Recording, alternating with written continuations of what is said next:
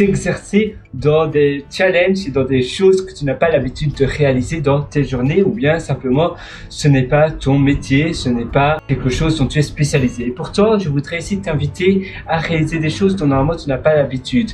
Premièrement, ça ouvre l'esprit, tu vas faire quelque chose de nouveau, ça va t'ouvrir une certaine créativité, donc tu vas créer de nouvelles connexions dans ton cerveau en faisant des choses très différentes de ce que tu as normalement l'habitude de faire. Et peut-être que tu vas découvrir aussi de nouvelles passions, tu vas découvrir de nouvelles choses que peut-être avant tu voyais d'autres personnes le faire, mais toi tu ne t'étais jamais donné au jeu. Par exemple, si tu n'es pas du tout un programmeur, un codeur, tu pourrais t'inscrire à un bootcamp, pourquoi pas, pour essayer, comme pour le fun, tu vois.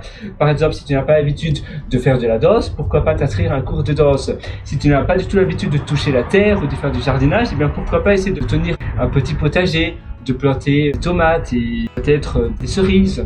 Si tu n'as pas l'habitude de faire du nettoyage, pourquoi pas peut-être travailler peut-être pendant une semaine, dans un mois, tu vas faire un petit boulot comme ça, à l'étranger, ou bien dans ton pays, et tu vas peut-être nettoyer peut-être des magasins ou autre chose. Bon, peut-être que l'exemple n'est pas idéal, mais voilà, si tu n'as pas l'habitude de faire du café, eh bien pourquoi pas, tu travaillerais dans un coffee shop, dans un café du style Starbucks ou bien Café Nero et Costa et autres.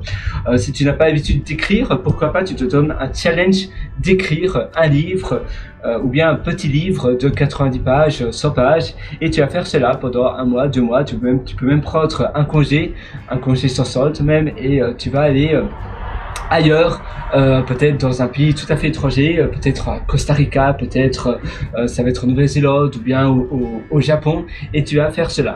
Donc voilà, tu vois, la vie est trop courte pour pas faire des choses différentes, et même pendant un petit moment de ta vie, pendant 1 mois, 2 mois, tu vas t'initier à quelque chose de nouveau. Et finalement, dans la vie, ce qui compte, ce sont les espérances. Les espérances de vie, c'est ça qui nous rend riches. C'est ça qui nous rend différents. Si tu t'inscris à un cours de cuisine ou un cours de langue pour apprendre le Japon, tu vas aller à Tokyo, ou bien tu vas aller en Italie, tu vas aller à Rome et tu vas apprendre l'italien. Eh bien, c'est une nouvelle espérance de vie. Tu vas aussi faire des connaissances avec des personnes que tu n'aurais jamais fait connaissance si tu ne l'avais pas fait. Peut-être ça va t'élargir ton réseau. Peut-être qu'après tu vas tu vas trouver un partenaire pour ta société ou autre chose, ou si tu veux créer une nouvelle start-up, ou bien peut-être que tu vas trouver la personne de ta vie si tu es célibataire, ou bien si tu n'es pas heureux pour le moment dans ta vie en couple.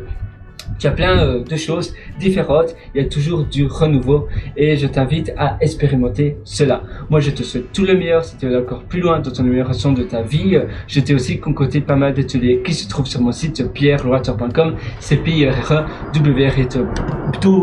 je m'embrouille. Donc c'est pierreloiter.com, pierreloiter.com. Sur ce, je te souhaite tout le meilleur et à une prochaine, et vraiment joue le jeu de faire quelque chose dont tu n'as pas l'habitude.